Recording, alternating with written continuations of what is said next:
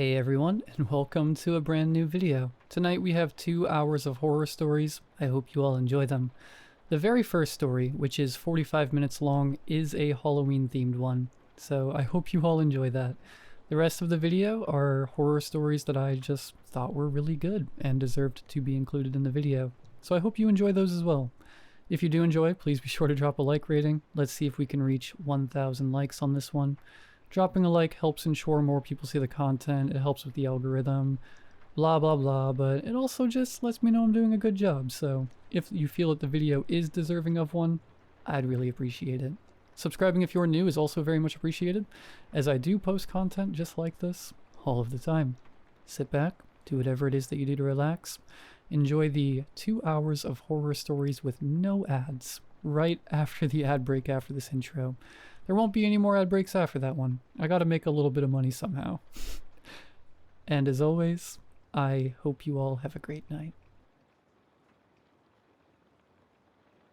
Every year, in the weeks leading up to Halloween, my mom used to take my sister and I to the pumpkin patch at Walbach Farm. It was a popular seasonal attraction, a family-owned vegetable farm about a half-hour's drive from the suburbs where I grew up in Missouri. Many locals remember it fondly, but I recently learned that I am the reason it was shut down for good. One of the biggest attractions at Walbach Farm was the Haystack maze. They had a haunted hayride and pumpkin carving and corn mazes too. Every upstanding pumpkin patch does. But only Walbach touted a pair of monumental, sprawling haystack mazes as the main event. Most haystack mazes are nothing to write home about. The walls are usually only a few feet high, so short that most kids are able to peer over the top of them. But the haystack mazes at Walbach were different. These were massive, fully enclosed structures. Skeletons made of wooden pallets and chicken wire with bales of hay stacked all around to form a series of branching tunnels on the inside. Giant straw pyramids, a bona fide feat of farmhand engineering. There were 2 mazes, a smaller one for younger kids, and a bigger, more complicated one for the teenagers.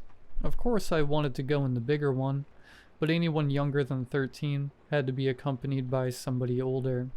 My big sister clearly thought she was too grown up for the whole pumpkin patch thing, opting to sit on one of the swing sets and pick away at her Game Boy, while my mom joined me on an exhibition of the kids' maze. She held my hand as we ducked through the main entrance of the maze. The opening led straight into a central area with the first tunnel attached to it. It was much bigger than any other space inside the pyramid, with enough headroom that even an adult could stand straight up. Since the haystack maze had a roof made of wooden pallets and hay, it was pitch black inside. I was 10 at the time, and a bit of a scaredy cat, 4 years younger than my sister, and deeply afraid of the dark. As scared as I was at the darkness of the haystack maze, I was excited for the opportunity to try out my new flashlight. It was just a small plastic piece of crap that they gave to all of the kids at my dad's company barbecue, but I was absolutely blown away by it. The flashlight was hand-powered. A small crank protruded from the back end that you had to turn to charge up the battery. This was well before smartphones came around, so it was the perfect breed of gimmicky device to boggle my early 2000s kid mind. Watch this. I flicked my flashlight on, extremely proud of how bright it was. I had spent the whole car ride there winding it up, getting as much juice in it as possible. My mom acted super impressed. I stuck to her like glue for the first few minutes. The tunnels were much smaller than the first room, meant to be navigated by crouching or crawling. Some tunnels had wooden ramps leading up to a second level.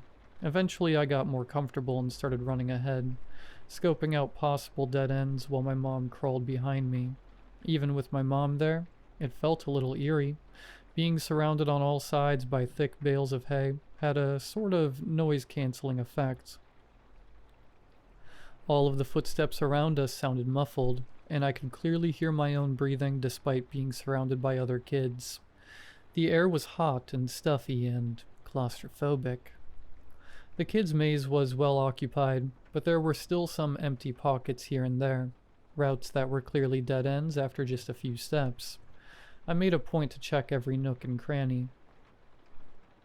As I peered around the corner of one of these dead ends, the beam of my flashlight met a sign that made my heart drop. A small boy sat huddled in the corner, facing away from me. His shoulders shook, and he whipped his head around as soon as I appeared. My flashlight hit his face, and I saw tears on his cheeks.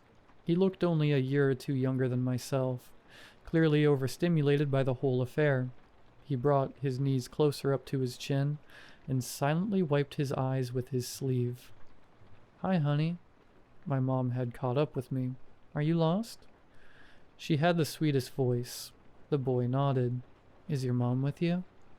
He shook his head, fresh tears welling up in his eyes. I could tell he was embarrassed, and I felt bad for him. "We're lost too," I said, holding my hand out.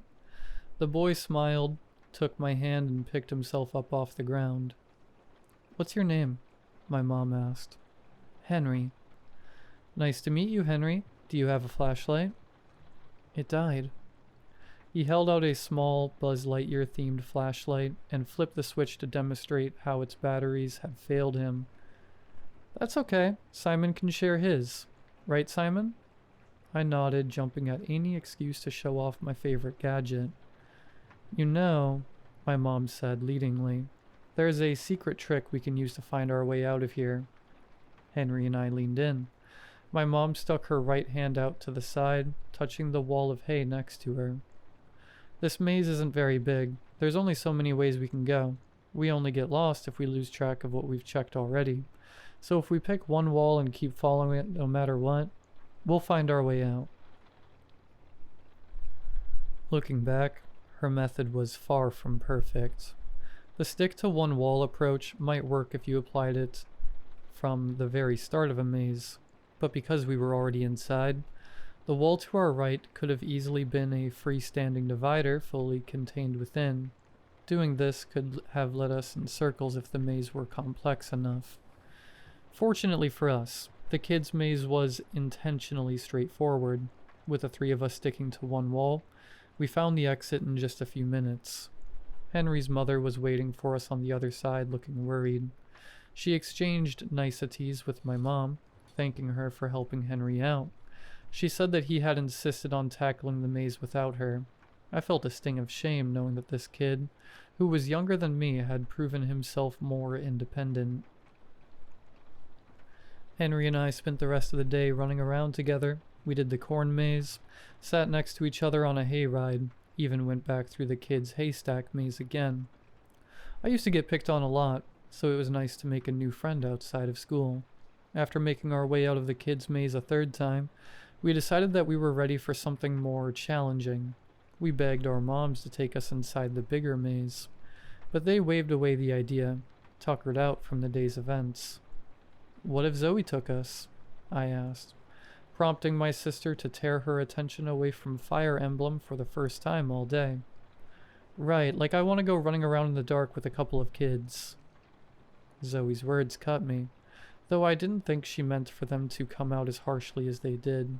Upon seeing my face fall, she begrudgingly agreed to join us.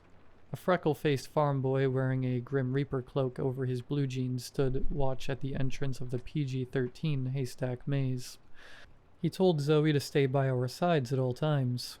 This maze started just like the kids' maze, with a big open chamber and a single tunnel leading forward, though there was a clear sense of larger scale.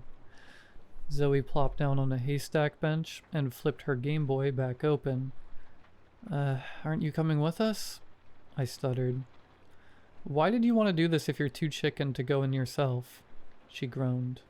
Henry shifted uncomfortably on the balls of his feet. "I'm not chicken," I said, puffing my chest out. "Just come get me when you're done," she said. "Won't that guy know you didn't stay with us when we go back through the front?" She laughed. "Like I care about getting in trouble with some hick." And with that, I flicked my flashlight back on. Henry and I steeled ourselves and set off down the first tunnel. Right off the bat, I could tell there were way less people in the maze. Faint footsteps from above were few and far between. We only passed one other group of people after the first fork. A teenage boy eyed us down as we passed, likely guessing we weren't supposed to be there alone. Henry's company washed away a lot of the unease, but I quickly realized that we were in over our heads. It didn't take long for us to get turned around. "Maybe we should go back and try from the start," said Henry. "Nah," I said, not wanting to admit that I didn't remember the route we took. "This place isn't that big. I bet we're almost there." We passed the same group of teenagers again. It was a good indicator that we were going in circles, but we were both too timid to ask for help. I cranked the flashlight's battery a bit as we hit a dead end after dead end. It wasn't showing any signs of losing power, but the fear of losing our only light source was starting to dawn on me. "Are we supposed to go this way?" Henry's question broke my train of thought. I followed his pointer finger to the wall with the beam of my flashlight and saw a small gap in the haystacks. Some of the hallways in that maze were pretty cramped, but this was the smallest opening we had come across. So small, in fact, that I had walked right past it. To answer his question, I wasn't sure. The entrance was no bigger than 3 feet tall. Even we would have to get down on all fours to fit through it, and it didn't seem likely that the people who built this thing would expect teenagers to fit through it all. The hole was just small enough to appear unintentional, but just big enough to suggest that it was the way forward. "Can't hurt to try," I said. Henry was a head shorter than me, so he went in first. I squeezed through behind him, holding the flashlight out in front of me. The opening was deceptively deep, stretching far enough to be considered a tunnel on its own. Henry stopped in his tracks halfway through, wary of its unexpected length. "You're sure this is part of it?" Henry called over his shoulder. "Look, there's an opening right there." I pushed him forward. The small tunnel led out in the middle of a standard-sized one. As Henry came out the other side, I heard a muffled laugh and some scampering footsteps above us. Henry stumbled as he tried to get on his feet, falling back into me. I was still crawling out of the shortcut, and he fell right onto my outstretched arm holding the flashlight. Snap. My heart sank as the flashlight was sandwiched between Henry and the dirt. It didn't go out, but when he rolled off of it, I saw that the hand crank used to charge it had completely broken off. I frantically started rooting around in the hay for the handle. "Is everything okay?" Henry asked, his voice shaky. My hand found the little plastic knob. Yeah, everything's okay." I went to pop the crank back into place, only to find that it had snapped off in a way that was truly irreparable. The handle left behind a good chunk of plastic in the hole that it had been dislodged from. I tried forcing it back in, but it just plopped right back out when I went to turn it. I heard Henry's breath quicken. "It's okay," I assured him. Before now, our age difference had seemed negligible, but all of a sudden, I felt that it was my responsibility to calm his nerves. "Look, I can still turn it like this." I plugged the hole with my finger and started twisting it. There was only about 1 millimeter of open space left for my finger to latch onto, but it provided just enough leverage for me to rotate the disc like a rotary phone dial. As the mechanism whirred, jagged remnants of the plastic crank dug into my skin. I winced and withdrew my finger, but Henry seemed convinced. I helped Henry back up to his feet. "Come on, we'll be out of here in no time." I couldn't have been more wrong. After going through that opening in the hay, we walked for what felt like an hour. Occasionally we would hit a fork in the road and pick a way forward at random. We tried doubling back to the small tunnel that had led us here, but we never came across that opening again. Eventually the flashlight started to dim. It was a slow fade. By the time I realized what was happening, our visibility had been cut in half. I tried to charge it as much as I could bear to, rotating fingers until all of them were bright red and stinging. There wasn't much use to it. The mechanism ran off kinetic energy, and I could only get in a few turns at a time before the tips of my fingers would rub raw. We started calling out at any footsteps from the floor above us, but those had become even more infrequent. The slow depreciation of our flashlight went completely unspoken for what seemed like forever. Neither one of us wanted to bring it up. I only know that he saw it too, because the more it dimmed, the more our pace quickened. We were full on sprinting through the maze. At that point, we could barely see more than a foot ahead of us. I made a turn and Henry missed it, running headfirst into a wall of hay. He fell backwards onto his butt. Tears started streaming down his cheeks for the second time that day. "Simon, we're lost," he cried. I know. I could barely choke the words out. Our light was rapidly depleting, like the dying embers of a campfire. Henry screamed for his mom. I did the same. I felt sick to my stomach, but too hungry to vomit. My body was aching and out of breath, but the maze was far from done with us. I started cranking the flashlight with my finger as fast as I could. The bulb shot back to life, but I could only push past the pain for a few seconds. As soon as I took my finger out, it immediately started to dim again. The battery was too far gone, and the skin on the tip of my finger was in a nasty state. Henry was hyperventilating, clawing at a solid wall of hay and screaming like a maniac. "Henry?" He didn't even hear me over the sounds of his despair. "Henry!" I grabbed him by the shoulders, letting the flashlight fall at our feet. It illuminated us from below as I pulled him close to address him face to face while I still could. "Henry, the light is gonna go out," I finally admitted. He burst into a tirade of shrieking sobs. Snot and tears caked his face. It broke my heart seeing what little faith he had left completely drained from his eyes. A knot sat high in the back of my throat. My mind raced for the right words as his face faded from my view. What would my mom say? "It's going to be dark, and it's going to be scary," I said, doing my best to steady my voice. "I know we're lost, but we can still get out." No. "Henry, there has to be a way out, and even if we can't find it, it's only a matter of time before everyone comes looking for us." I grabbed his hand, and I stuck it to the wall right next to us. "We'll keep walking, and we'll make it to the end no matter what." The luminescent bulb's final glimmer sunk into his eyes. "Henry, will you walk with me?" His pupils disappeared into the dark. "Yes." And with that, the light was completely snuffed out.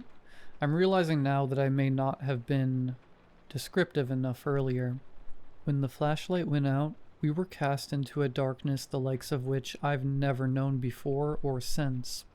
Every wall and ceiling was packed thick with bales of hay. Even in the middle of the day, not an inkling of sunlight was able to pierce through the layers upon layers of crisscrossing straw. If somebody held their finger an inch away from your open eye, you would have no way of knowing it was there. Compounded with the hay's soundproofing quality, we were essentially lost in a labyrinth sensory deprivation chamber. I let Henry cry out for a while. When he finally spoke again, I could hear the resolve in his voice. "Okay, let's go." I kept my hand pinned to the wall as I stood up and instructed him to do the same. After a moment to collect ourselves, we set off again. It took a long time for us to adapt to the darkness. Just putting one foot in front of the other was a challenge. Henry kept bumping into me from behind, as we were completely unable to sync up our strides. We walked slow and steady. After walking headfirst into a left turn, I took to keeping my other arm stretched out in front of me. I started calling out turns as we came across them, not wanting to overshoot and risk taking my hand off of the wall. We took lots of breaks. The feeling of pins and needles crept into our outstretched arms frequently. We didn't talk any more than we had to, outside of calling out turns. I kept my thoughts to myself. My ears rang in the sickening silence. I felt some slight comfort in hearing Henry's feet dragging behind me, though it was entirely outweighed by a dread which grew exponentially with each passing second. We just kept going and going and going. Winding paths forked into more winding paths. We circled dead end after dead end. We weaved our way through countless corners and endless entrails, walking and walking and walking still, and as we walked, things started to change. First, I felt it in my feet. The ground beneath us became firm. I thought we had made our way into some wooden boards, but when I knelt down, I still felt dirt. But the dirt felt different. It felt as if the dry soil was giving way to a more solid material, slowly rising from the earth as we advanced. The walls started to feel different too. Strands of hay began to feel sparse until the bouncy, dry texture was replaced by the smooth, cold feel of cobblestone. Even the air started to feel less stuffy. "Simon, do you feel it?" I didn't have to ask what he meant. "Yeah, let's stop for a second." I plugged my finger back into the flashlight, which I had fastened to my belt loop since it went out. I took a deep breath and started turning. Once again, the plastic bit into my finger. The hallway lit up around us. I was terrified to learn the details of our new surroundings. Somehow, as soon as we could see again, my fears were redirected in a way that I could never have predicted. As light filled the area, the feeling of hay and dirt beneath our feet returned. The walls, the ceiling, it was all hay. The stuffiness and stillness returned, as though the air around us reverted back to that of the Haystack maze. Henry looked ghoulish, sweaty and covered in dirt, desperation in his eyes. I'm sure I looked just as bad. I pulled my finger out of the flashlight when it drew blood, and the light started to die once more. As the room around us disappeared from view, the feeling of the cold, stony atmosphere returned. There were no words to be said. I couldn't bring myself to believe the reality of where we were, and I couldn't fathom the possibility of where we might end up. Henry whimpered as we were cast back into unequivocal darkness. "I don't like this," Henry said. "Let's go back." "Back the way we came?" "Yeah." I racked my brain for a better idea. "Okay." We turned on our heels, swapping hands on the wall. I had no faith left in the wall method, but clinging to it was the only way for us to retain some sense of direction. I think we were doing it for comfort more than anything. Henry was now in the lead, taking us back the way we came. I expected the familiar feeling of hay beneath our feet to return as we retraced our steps, but that feeling did not come. If anything, the following hours made it even more clear that no matter which way we went, each step took us further into parts unknown. I heard the sound of our shoes against the hard stone reverberating more and more as we continued. Our steps accumulated a sizable echo, suggesting that we had ventured into some sort of wide-open space the size of a coliseum. I even felt a cold breeze. I stuck my free arm out to the right in an attempt to reach the other side of the tunnel, but it only found open air. I felt numb to the surrealism of the situation. I had abandoned all disbelief hours ago. Even if we had spent a significant amount of time walking in circles, there was no way we couldn't have stumbled across the exit by now. The texture of the wall and the feel of the room continued to evolve as we walked. The air became thick and dry once more. The stone texture beneath my fingertips began to soften, until it felt akin to some sort of crumbling, sedimentary rock. I heard the sound of crackling fire, as if large torches lined the wall above our heads. Yet they cast no light, and we felt no warmth from the invisible flames. Thunk. I grunted as I ran right into Henry, sandwiching him against a wall in front of us. It had been so long since we hit a turn. I guess we had stopped holding a hand out ahead of him. My nose smacked into the back of his head. Stars danced in my eyes. The force almost knocked my hand off the wall, but I managed to keep hold of it. "Shoot," I said, rubbing my nose with my free hand. "Are you okay?" He didn't respond. My heart started pounding ferociously. Henry, are you there?" "Yes," he squeaked, his voice barely a whisper. Whatever we had just hit, it had shaken him to his core. "What is it?" I pleaded. I jumped as I heard a whisper directly in my ear. It was Henry's voice. I hadn't heard him inch closer. His words were barely audible, but they punched me right in the gut. "I think it's a door." I stood speechless for an eternity. "Are you sure?" I whispered. I felt his hand grip my wrist. I instinctively ripped it away from him. "Sorry. Go in front of me," he said, still keeping his voice low. I felt him squeeze underneath my armpit to get behind me. I steadied my breath, took a step forward, and stuck out my left hand. It was met with a wall of solid wood. I could feel the coarse, splintery grain as soon as my fingertips hit its surface. Hairs rose on the back of my neck. I slid my hand to the position where I would expect to find a doorknob, and I found one. The metal was warm, an unnerving juxtaposition to the cool air we had been experiencing as of late. I didn't try to turn it. In school they told us that when a door handle is warm, that means there's a fire on the other side. That was reason enough for me to not open the door, but it wasn't the only one. A foreboding sense of anticipation crept up my spine as soon as my hand felt the knob. I can't explain it, but I could tell that there was someone, or something, standing right on the other side of that door, waiting for us to open it. I took my hand off the knob. "Let's turn back around," I whispered, not wanting to question or even acknowledge our horrifying discovery. "Okay," Henry replied, likely feeling the same. Even now I have no idea how long we were actually in that maze for. I tried counting as high as I could to pass the time, and I stopped somewhere in the thousands. Hours felt like minutes, but seconds felt like days. Realistically, we had only been without food or water for a handful of hours, but I'm sure that the time we spent running around in a panic had expedited our hunger and dehydration. We took breaks more frequently.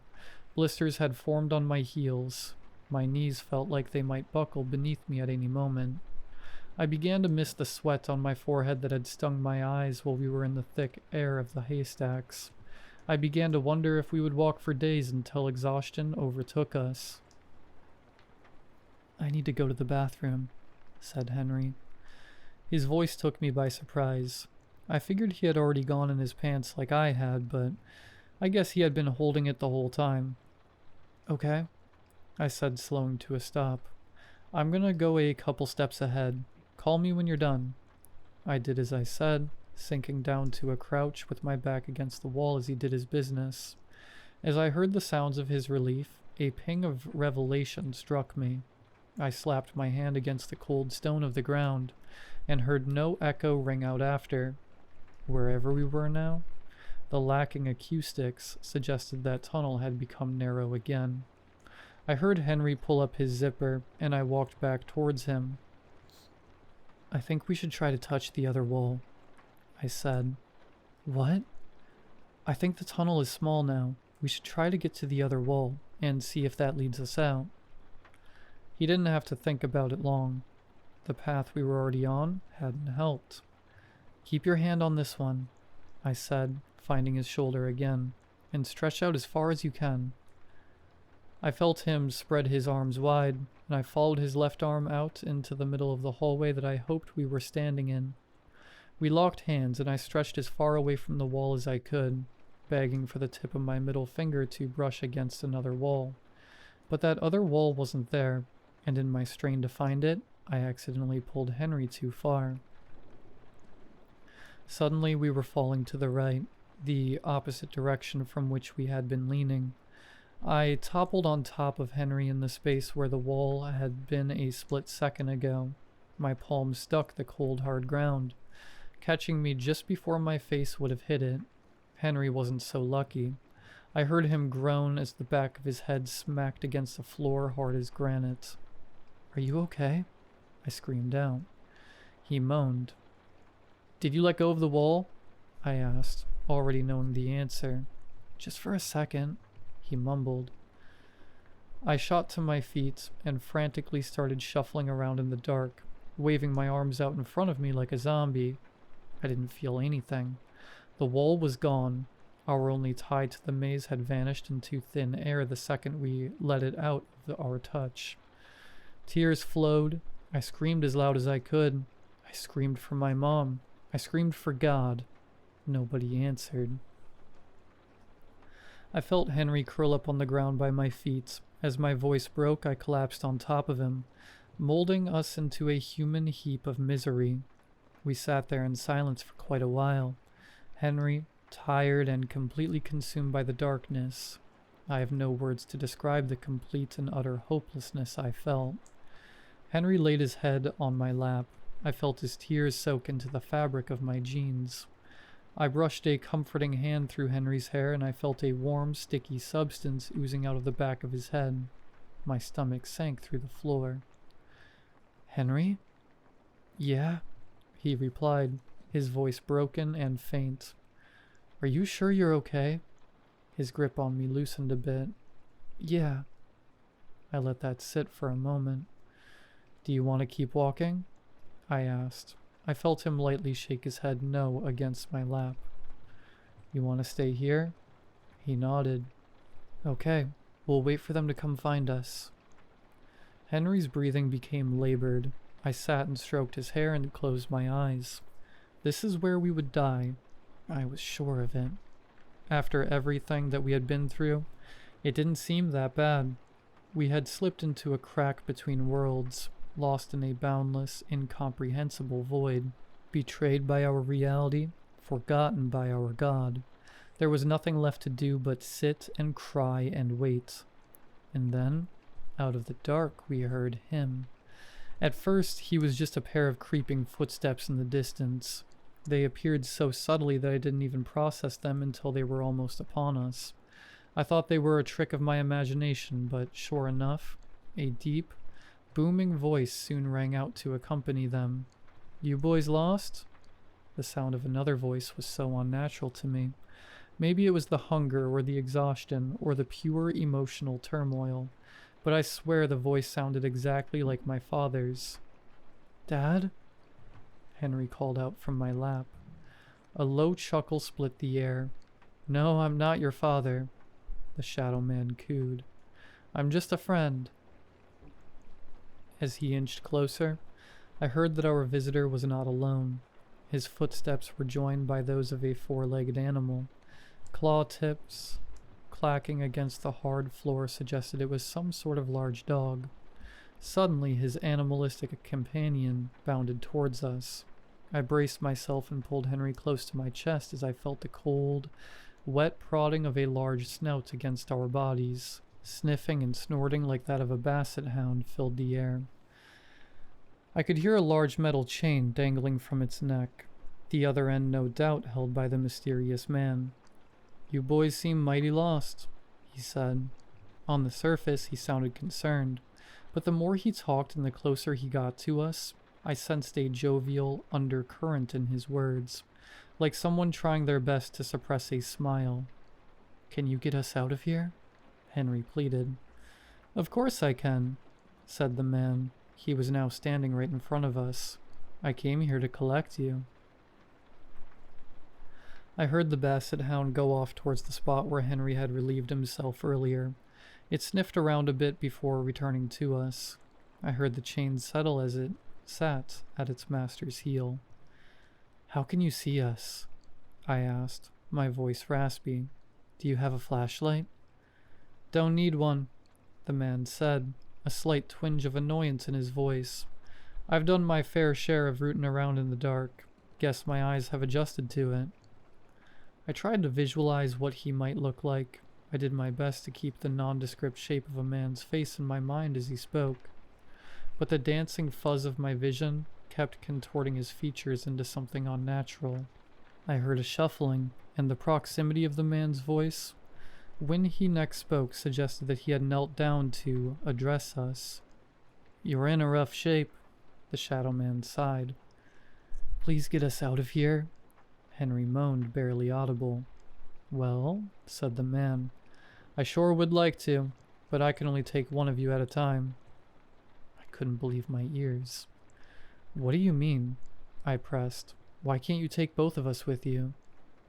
The boy is far too hurt. Trying to manage both of you at once would just slow us down, the man said, his voice rife with false emotional strain.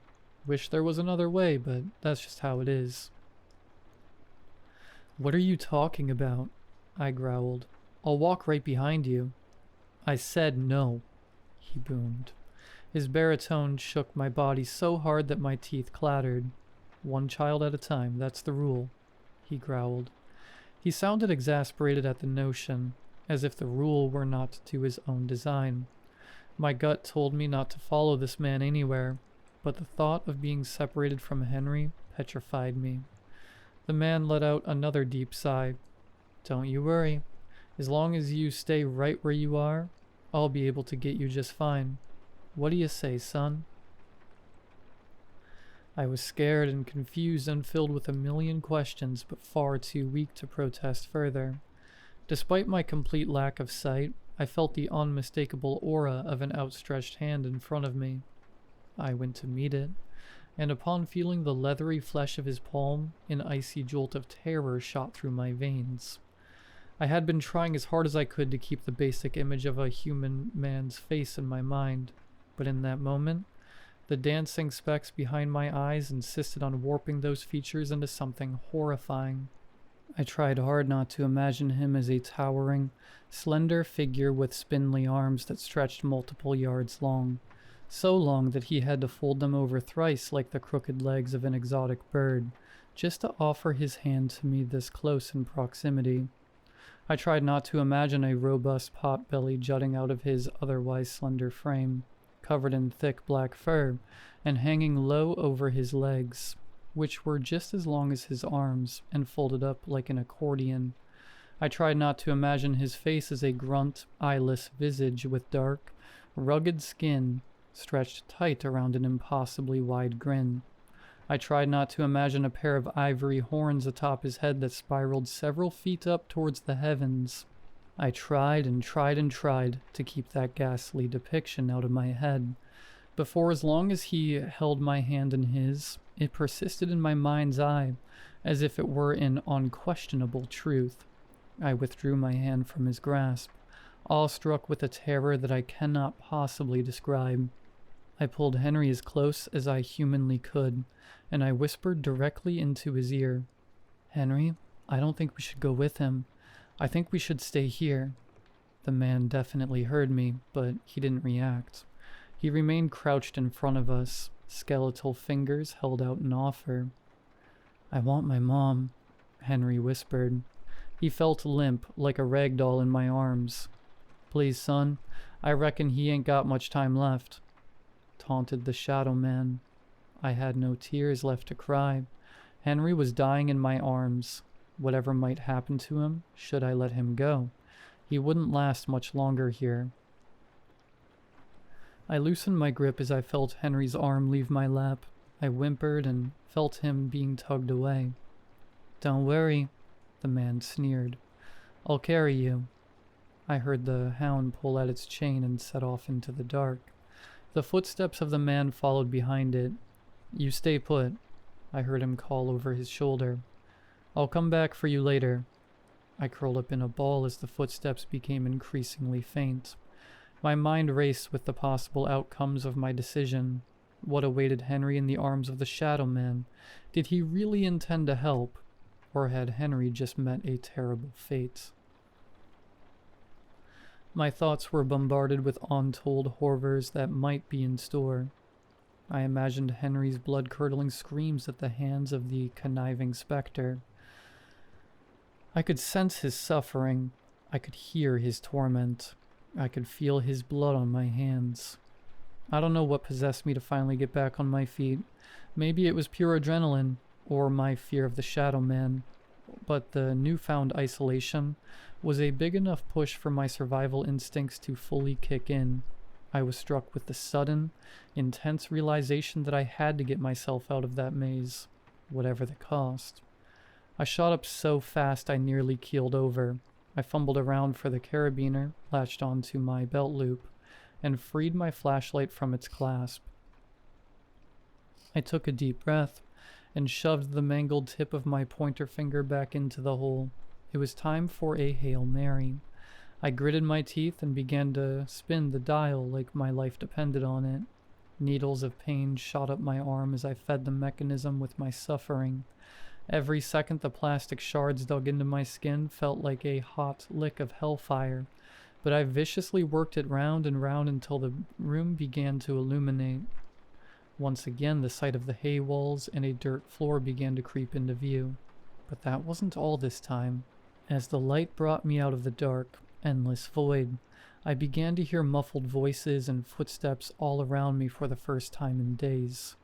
They were looking for me. They were looking for us. A wave of relief crashed over me, but it stole my mind from the task at hand. My cranking had slowed, and the light began to dim again. As it faded, so did the sounds of my salvation. I was slipping away back into the dark.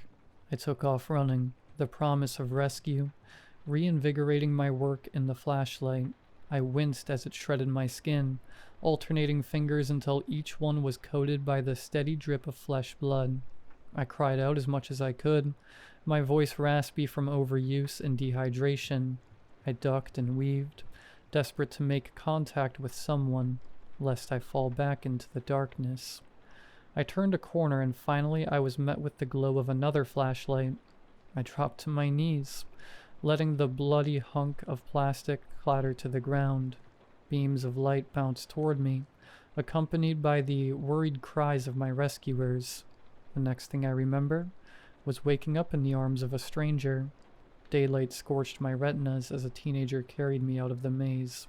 It seemed impossible for the sun to still be up, but the time spent was the farthest thing from my mind.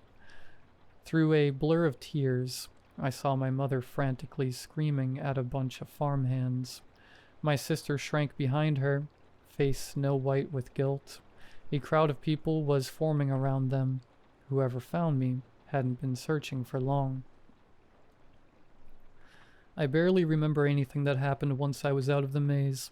I remember being delivered into my mother's arms. I remember how tightly she held me, while I told the firefighters about everything that had happened in the maze. I remember my sister crying profusely.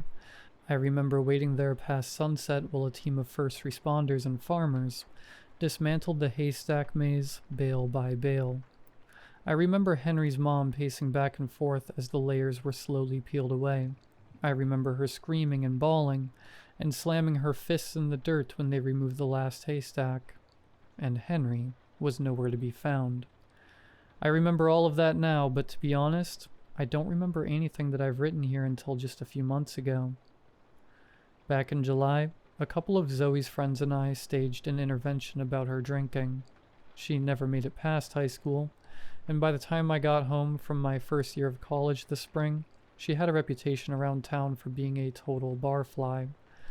I think her friends were worried about her getting worse when I went back in the fall, but I wasn't sure why. We'd barely spoken for years. She lashed out at me as soon as she saw the circle of chairs in her living room. She claimed that I was the reason she couldn't keep her face out of a bottle, and wept about how a little boy went missing because of her carelessness. At first I had no idea what she was talking about, but the more she spilled about everything from that day, the more those memories poured back into my head. The stone hallways, the wooden door, the man who took Henry, everything. Even as I write this, new memories from my time in the haystack float to the surface. I feel adrift in a river of recollection, grasping out at small islands of information as they pass. Whenever I manage to latch onto one and start digging, I uncover the same system of roots connecting them all below the murky depths. I don't dare ask my mom about that day, but I've done my research. No matter what actually happened in that maze, a little boy named Henry went in and never came out. The local papers all say that he was led away by a strange man who took him off the farm. Nobody saw the two of them leave. Nobody knew what the man looked like. But I know. Try as I might, I still can't shake the sight of him from my mind. I can't escape the familiar sound of his voice.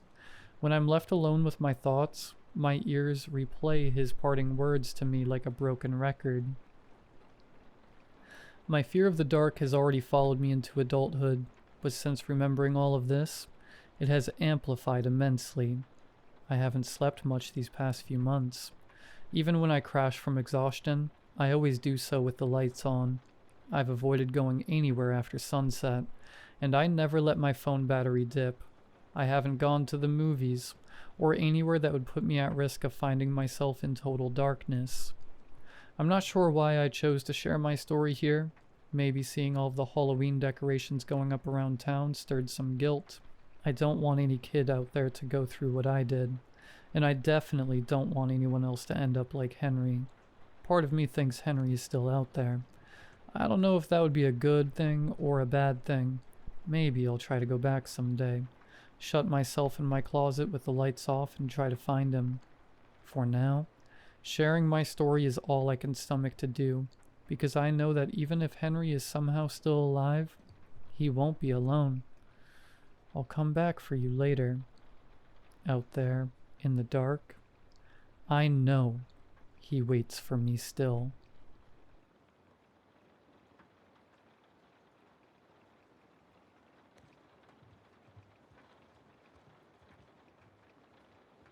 People had always told me I was pretty enough to be a model, but I knew modeling was the farthest thing from what I wanted to do. I love to keep active and engaged, which was why I was studying environmental surveying at university. The last thing I wanted to do for a career was stand around all day, striking empty poses while photographers snapped pictures of clothes I was wearing that I didn't even like. I was the kind of girl who was always bouncing off the walls to go outside and do challenging, honest work. Modeling would not be that. But I recognized that it was a relatively easy way to earn money, and I definitely could use a little extra cash while I completed my degree. So on that day when that businessman stopped me in the mall and asked me if I would be interested in modeling, I considered it. Unlike any of the times modeling had been mentioned to me before, I listened intently and took the man's card. He explained that his department store in the mall was looking for live mannequins to model clothes in his storefront window. Come to think of it, I could remember seeing that display before when I'd visited the mall.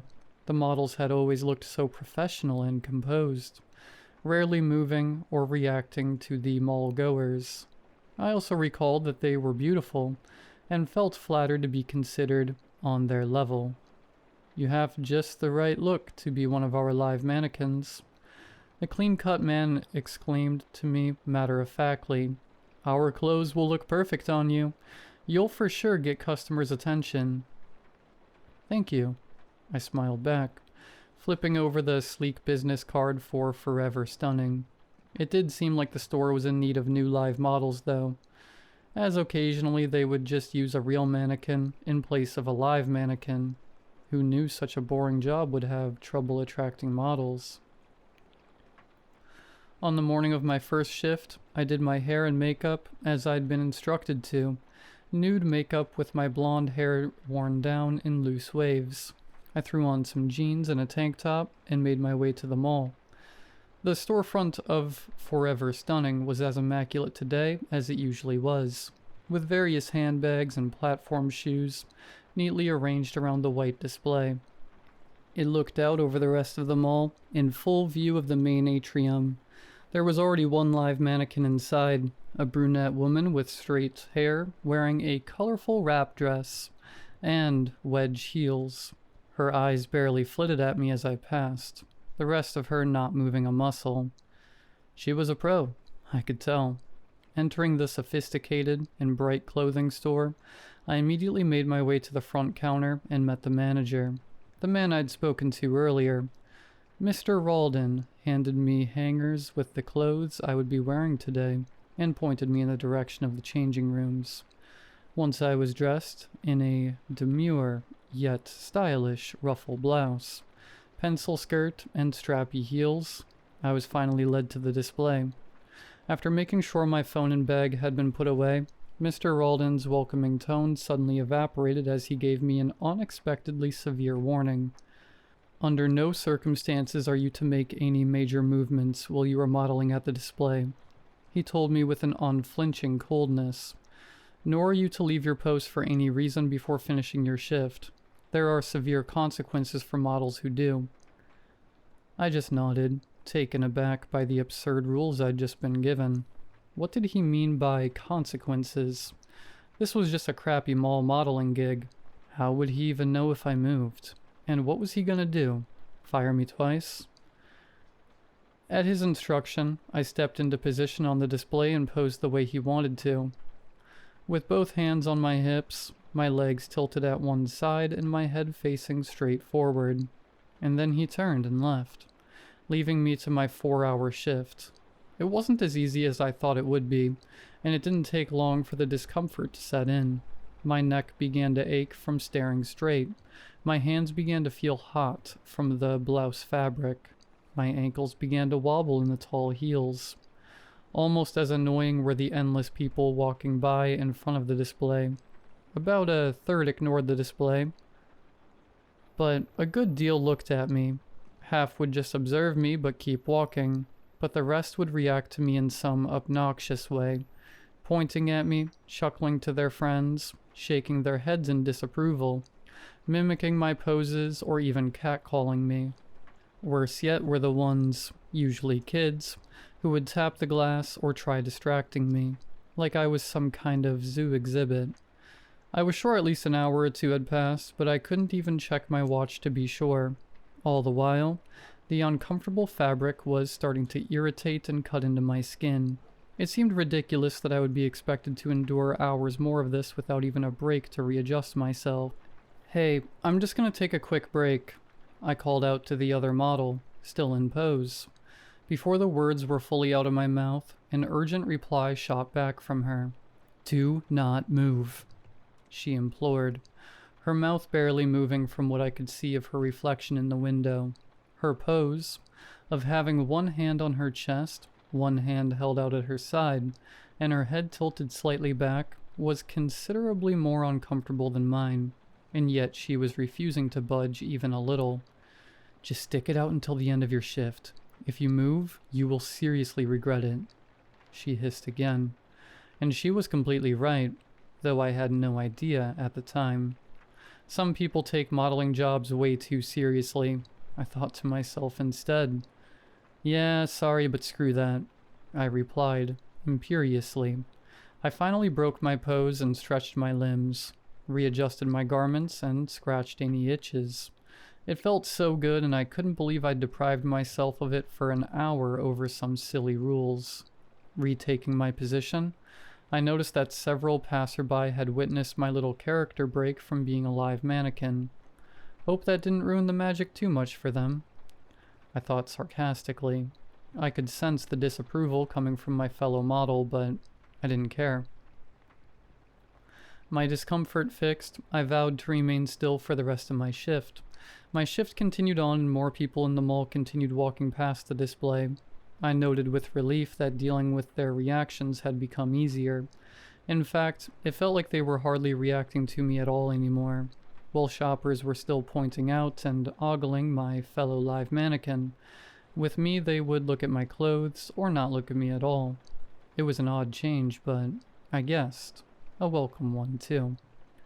Another hour had rolled by when there was a break in the monotony. My best friends from school were walking past the window, and my excitement swelled to see familiar faces. I was sure they'd find it a right gag that I was working here, and provide some amused reactions. But as they approached the window, they looked right through me. They pointed at and reacted to the brunette model, but when their eyes landed on me, it was like they didn't even register me as a friend, or a human. As they passed the display, I leapt off it, running back into the store in panic. "Whatever you do, don't go into the mall. Finish your shift," echoed the other model's voice as I changed back into my own clothes and ran through the store. But I wasn't going to listen to her. All those empty looks from people were weighing on me. I needed someone to see me as a person, to register my humanity. Exiting the store into the mall, At long last, I noticed people looking at me, paying me attention, but that attention was the worst possible thing I could have received. "What is that?" a woman screamed, dropping her shopping bags in fright. "It's a walking mannequin," screamed another, shielding her children from seeing me. Looking at my hands in confusion, I at last saw what they saw: shiny, white plastic, like those of a mannequin, where skin should have been. My reflection in the mall fountain yielded the same: a featureless mannequin face in place of my attractive features. Posing stationary for the last hour, I had looked like a mannequin, and while running around the mall in confusion, I looked like an uncanny mannequin monster. "Call security. A mannequin has come alive." At once, people began to circle around me from a distance, some pulling out phones to snap pictures, and others blinking as if they couldn't believe their eyes. By now, I'd wandered far from the storefront. In the background, the sound of a mall security cart rang out. I knew I had only seconds to get away. I raced past the crowd, them leaping back in horror as if I was lunging at them. This brought me enough time to make it into the door of the mall maintenance corridor. Pulling out my employee pass, I quickly unlocked the door, threw myself behind, and shut it. Not waiting to see if anyone was following me inside, I took off running down the corridor. I caught glimpses of my stiff-looking mannequin limbs and digits flapping around me, and hastened my desperation. I already knew what my only hope was. The brunette model had been right. I needed to finish my shift. This horrific mannequin curse had descended on me because I had broken the rules, and I needed to follow them to have any chance of lifting it.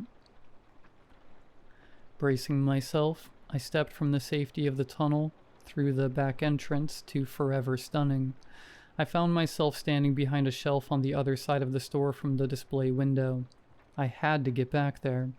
Careful not to run into any patrons of the store, I began creeping in my mannequin form through the aisles of the clothing store. If even one saw me, the alarm would raise all over again and I would be done for. Passing the changing room, I waited patiently for an empty stall before darting in and changing back into my display outfit. Finally, it was time for the home stretch.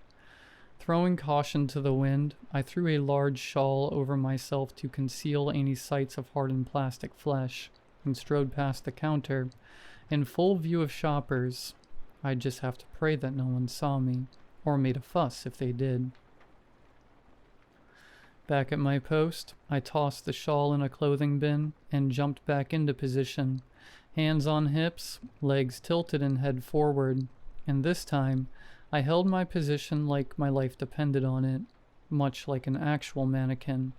I didn't move a muscle. I was on pins and needles waiting for that moment when someone in the mall would recognize me as the walking mannequin monstrosity from before.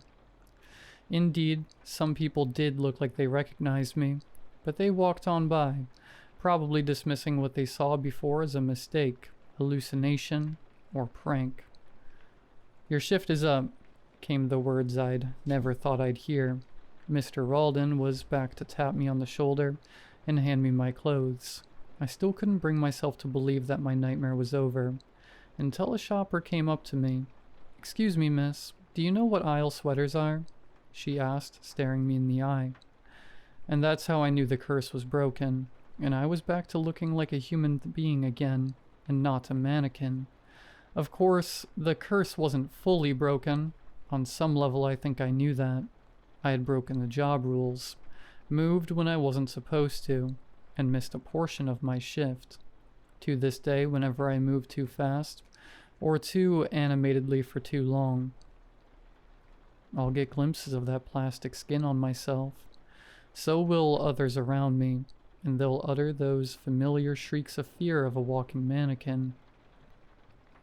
It only lasts a second or so, and then they see me as a human self again. Regardless, as a result, I'm not as energetic and active as I used to be. I try to be still whenever I can, when I'm out in the field working or socializing with others, so the curse doesn't kick in. I quit live modeling the day after my first shift, but I still find myself following that golden rule. Do not move.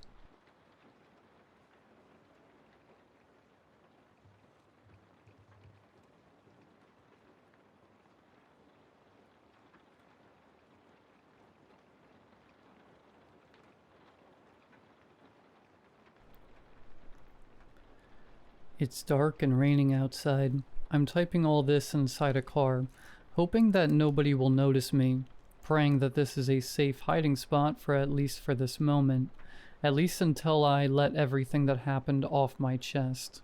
I need at least one other person to know before it's too late. To give you some background, I'm a second-year med school student at possibly my country's oldest university, definitely one of the oldest universities in Asia. I won't give any names to protect the innocent, but it goes without saying that my campus is haunted. Forget the prestige or the fact that literal national heroes studied in this university. Mention its name to anyone in the country, and they'll ask if you've ever seen a ghost. I prided myself as a woman of science. I've had countless night classes and 8 p.m. dismissals, even in pre-med. I never saw a ghost. Not once. What I did see, however, is something worse. Something no one should ever see or have to go through. It shouldn't have to exist, period. Even if an evil few disagree and say that it's for the greater good. So I went on with my life, made friends and had a few boyfriends, loved some teachers and hated a few, and dreamed of becoming a successful orthopedic doctor in the near future. Although my parents wanted me to take pediatrics or obstetrics instead. Med school was a ton of pressure and highly competitive, with fewer and fewer students returning each term. But what was new? Except for that one night when we all entered the lecture hall to find an unfamiliar professor waiting for us on the platform. I'll never forget the look on his face, unnaturally pale and pasty, a smile as wide and forced as a clown's. Mr. Romero is undergoing investigation by the university's authorities. He explained between his teeth, still smiling. In the meantime, I'll handle this class. My friends and I glanced at each other, a little unnerved, but at this point we just wanted to get it over with and return to our dorms. In particular, I was so exhausted that I didn't get to recite much that day. I was also pretty bummed because I liked Mr. Romero and his way of teaching, even if he had a tendency to question the university's archaic religious policies, or its current stances on politics, or the ongoing corruption within the admin. In lectures, Mr. Romero had the tendency to go off topic. Whenever he caught himself, he always said the same thing. Everything is connected. Then he'd go back to his lecture on nerves and tissues. Still, as upset as some of us were from the substitute arrangement, we weren't really surprised about it. We just hoped that Mr. Romero wouldn't get fired. Other professors who asked too much ended up getting called by the admin. A few students were victims of this as well, and they'd never show up to class or lab again, presumably expelled. And so for the longest time, I thought I wouldn't see Mr. Romero again. Until tonight. My friends and I were on our way back to the dorms after class when I realized I had left my canvas bag under the desk at the lecture hall. "You can get it tomorrow, Rafaela," my dorm mate's Olive said. "Besides, it's been raining hard lately. You don't want to get caught in the rain." I considered for a moment. It was typhoon season after all. We had just passed by the main building of our campus, which was just a road away from the med building. A little lore on this building. It's really old. It has gargoyles and statues carved on the roofs and walls, and for some reason, no one knows why, its top floor is sealed off to the public. No classes are held there.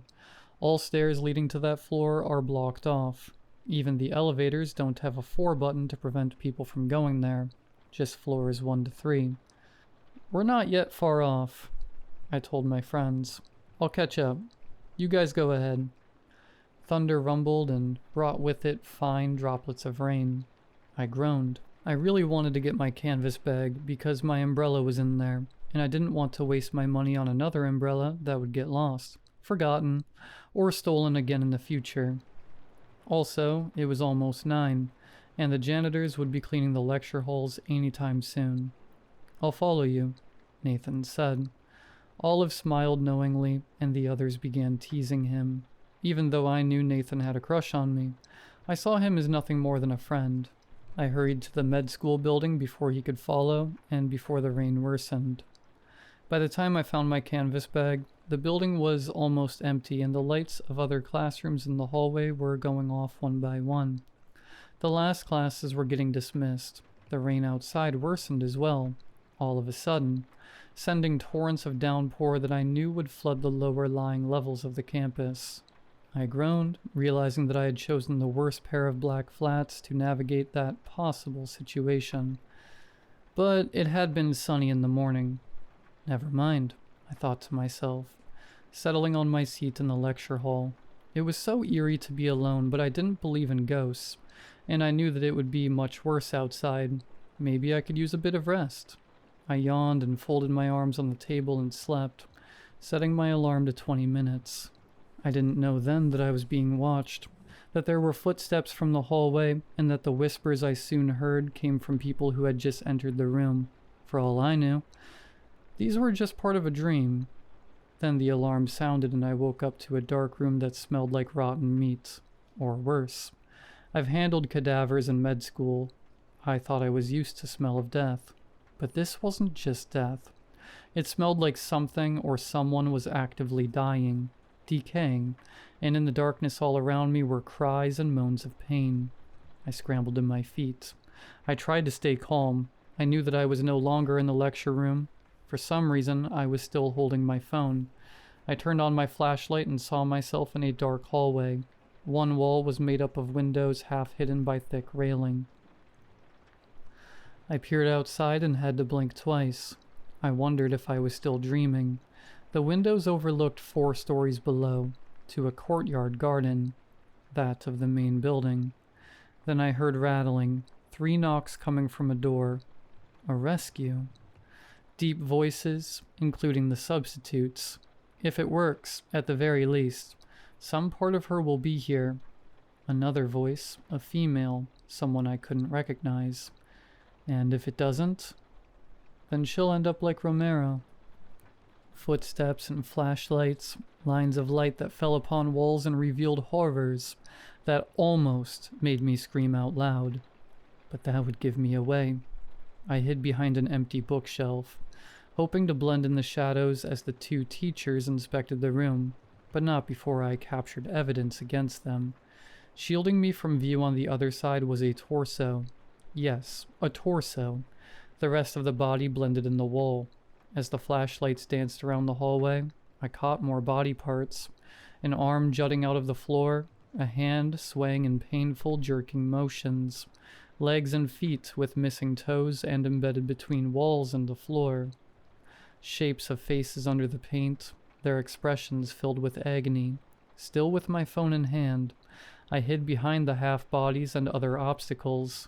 A chair here and there, other bookshelves, some nearly broken tables, and followed closely behind as the 2 paced the room. Trust me, I caught everything on video. The body parts still jerking and moving, attached to the ceiling, walls, floor, the sounds of eternal torture, people forever stuck between life and death, and then snippets of answers. My substitute professor and his colleague were apparently using the bodies of subversives and patients who had no family to miss them as test subjects for experiments on teleportation. But I can't tell if this new arm over here is hers. It's her skin tone. Something tells me it's not her. If it's not her, we've succeeded at least. I stayed long enough until I saw what I needed to see. I used the flash in my cell phone camera, knowing fully well that I was finally blowing my cover. But that was Mr. Romero's head sticking out of the wall, offering me a small, sad smile, and a word of advice that I was going to take regardless. Run. I dashed down the hallway. The professors, more familiar with the terrain, sprinted after me. Or tried to. Some of the arms yanked their feet, and they had to struggle to break free. The man broke free first, but tripped over another leg, while another half-body jutting from the nearby wall reached out to pull his hair until he fell backwards. Meanwhile, I was getting closer and closer to the door, wondering how on earth I was getting out of the building if every entry point to the 4th floor was sealed off. Turns out I didn't have to worry. I opened the door, and in the blink of an eye, I was at the lobby of my dorm. Nobody else was there. It was late, but the lights were still on, and in a moment, the security guard came out and greeted me with a smile. "It's quite late, Rafaela, but you're dry, thank God. I'm glad you didn't get caught in the rain." Thunder rumbled outside. The wind and rain howled. I ran up to my room, charged my phone, and checked if everything was there. Nothing but 10 minutes of blank, mute nothingness. And the pictures I took of Mr. Romero? One long black rectangle that didn't show anything even when I changed its brightness in an app. I knew I couldn't go back to school. I closed my eyes, and when I opened them in a second, I found myself in my car, which was in the parking lot across the hospital. Their experiment on teleportation worked for the very first time. It seemed, with me. I am slowly learning to navigate this power. All I had to do was close my mind and will myself to be in a different place. I must admit that it was an amazing power to have. Something I could also use in bringing the truth to light. But at what cost? At what cost?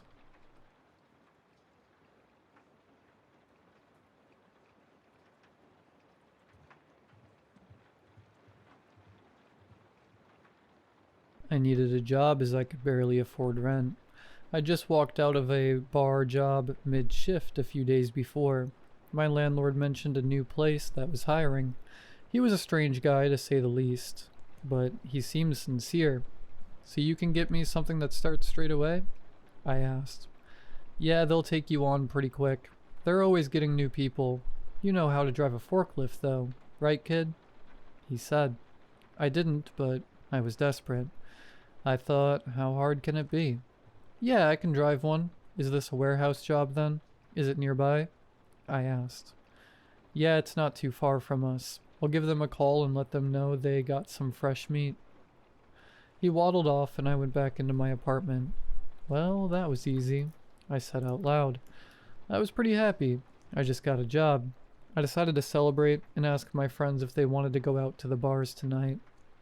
The next day, my landlord knocked on my door at 5 a.m. I had only gotten home a couple hours prior. I opened the door in my underwear. "Yeah, what's up?"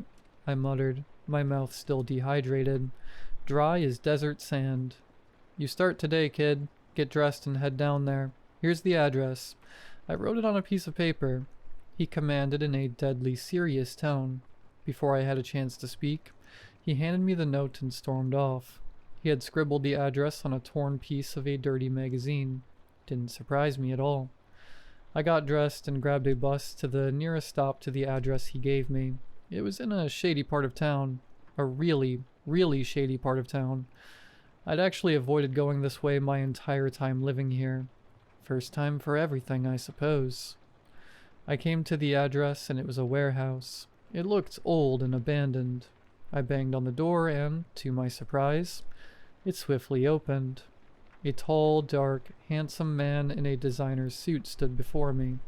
Charlie, isn't it? Your friend has told us you can fill in the forklift position. You're right on time, too. Come on in, son," the man said. Yeah, that's me. I followed him inside and saw the warehouse. It was awfully clean. Too clean. I could practically see my reflection in the floor. I could see multiple cleaners scrubbing various areas of the small warehouse. They were wearing full hazmat-looking suits. It looked like something out of Chernobyl. He guided me to the forklift and stared at me. "Here you go," he said in a joyful manner. Do I need to, sign any paperwork or anything? Don't I need a high-vis or something too?" I said with a shaky voice. I was terrible at faking anything. "Nope, we trust you. You're all good to go," he said with a big grin. This forklift. It's kind of different to what I'm used to. Is there a manual or something?" I said with a tremor in my voice. There was no way I could pull this off. "Different? This is a standard model. I wonder what you're used to then." I opened my mouth, but no words came out. I was so embarrassed and actually kinda scared too. Before I could spew any more BS, he grabbed a worker walking by. Dean, show Charlie here how to use the forklifts. He's not used to this model. The man, my new boss now, walked off in a hurry. Dean, my new co-worker, spent the next 30 minutes showing me how to use the forklift. He could tell I'd never touched one in my life, but didn't seem to care. Dean was an odd-looking guy. Straightforward and nice enough, but definitely a dark horse. His face was covered in scars. They looked like cat scratches. He was missing an ear, and an eye, but didn't bother wearing an eye patch. His head was shaven, and he had a long red beard that hadn't seen a wash or trim in years. I was surprised how easily I took to the job. They had a few positions: drivers who unloaded the trucks, drivers who put away the containers, drivers who then took containers to the trucks that were leaving, and drivers who loaded the trucks that were leaving. To start me off, they put me on taking the containers from the unloaded trucks and putting the containers away. The containers were about 6 feet tall and 6 feet wide, like a really small elevator. They were a thick iron, not like regular wooden crates. They had an opening door on them which looked heavily padlocked. As I was moving the containers in the forklift, well, just about doing so without crashing, I could hear rumbling and thudding inside the containers. Whatever was in there was moving. I saw the man from earlier walking around and waved at him to get his attention. He walked over and said, "How's it going, son?" "It's good, thanks. What the heck is in these containers? I'm worried I'm gonna drop them if whatever's in there keeps rocking about. I hope I'm not breaking anything," I said to him. "Part of your paperless verbal contract is to respect our client's confidentiality. We don't open the containers. Each and every container has a unique barcode. We simply receive shipment, store the containers for a short amount of time, and ship them back out," he said in a stern yet friendly tone. "Oh, okay. Alright then. About my contract, how much does this job pay? And what are my hours?" I asked nervously. "Your hours are 6 a.m. to 9 p.m. You will also be paid 333 euros a day at the end of each shift, in cash," he said with that same grin. "Oh, okay, thanks. I'll get back to work now," I said to him. 333 euros a day? That's so much money. I'm gonna be rich doing this job. What a weird amount, though. And cash. Who pays in cash? 6 a.m. to 9 p.m. is going to be brutal, though, I thought to myself.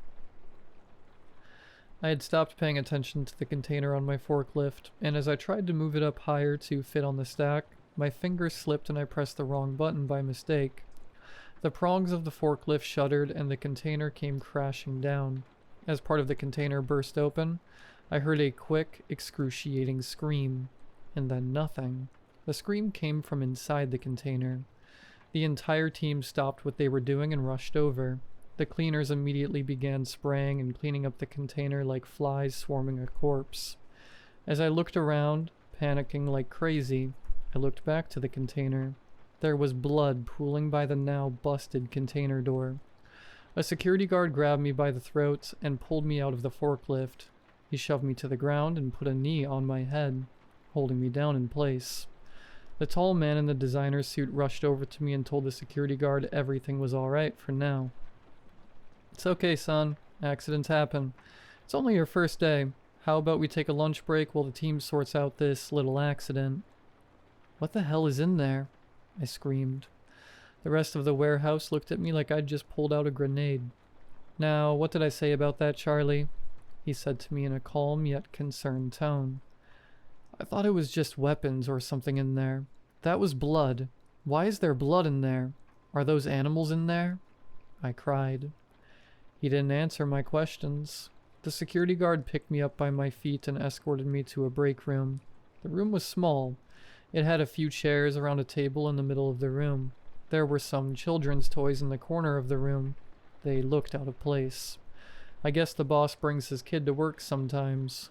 We had a long talk. Well, I didn't really say anything. He told me how lucky I am to have this opportunity, and that they're doing a good thing here. He preached about company values and client satisfaction. He said to me that he actually appreciated how interested I am in the work, and that there may be another position within the organization I can fulfill. He said that actually, since my little accident, a slot's just been opened for a brand new, exciting opportunity. I'm in the break room now. He's gone, but says he'll be back soon and show me what the inside of the container's like, to put my mind at ease. I guess this new job isn't so bad after all. My landlord, Mr. Graves, is a great guy for getting me this job. I'll let you know how I get on.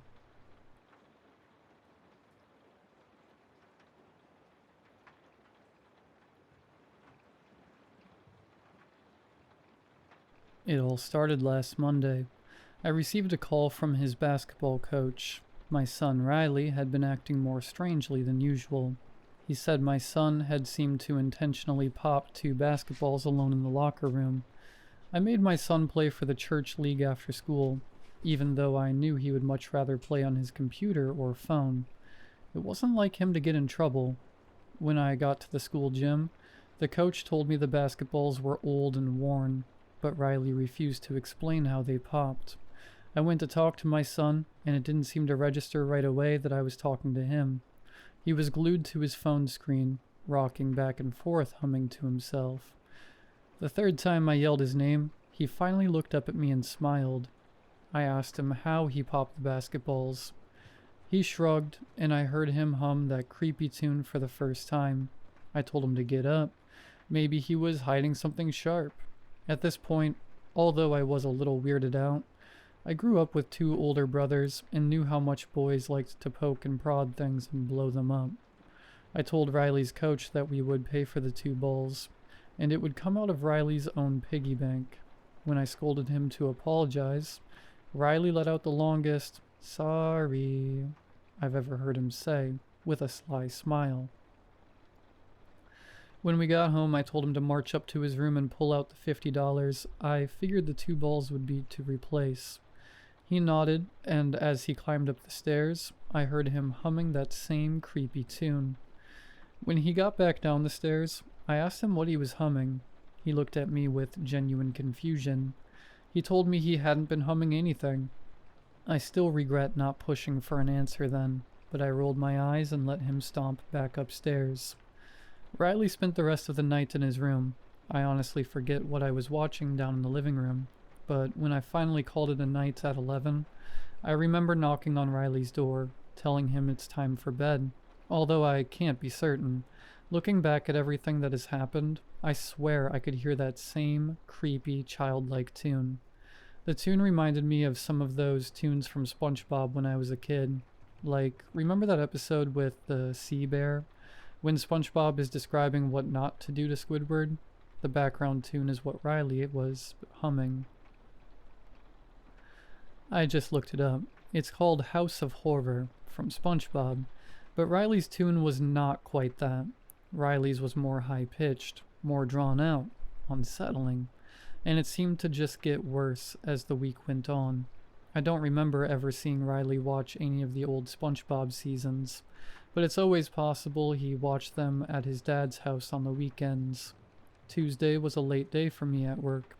Linda, one of Riley's friends, Will's mom, picked him up every Tuesday so Riley and Will could hang out for 2 hours, while I rushed back to our neighborhood after work.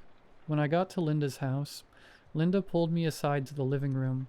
She told me Riley had spent the entire time in the bathroom. After an hour, Will had come to grab her because he was getting mad that Riley wouldn't come out.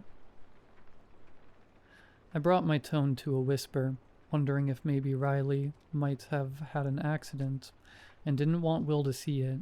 Linda seemed to nod in agreement, but told me that Will had said that Riley was watching it on his phone and wouldn't share.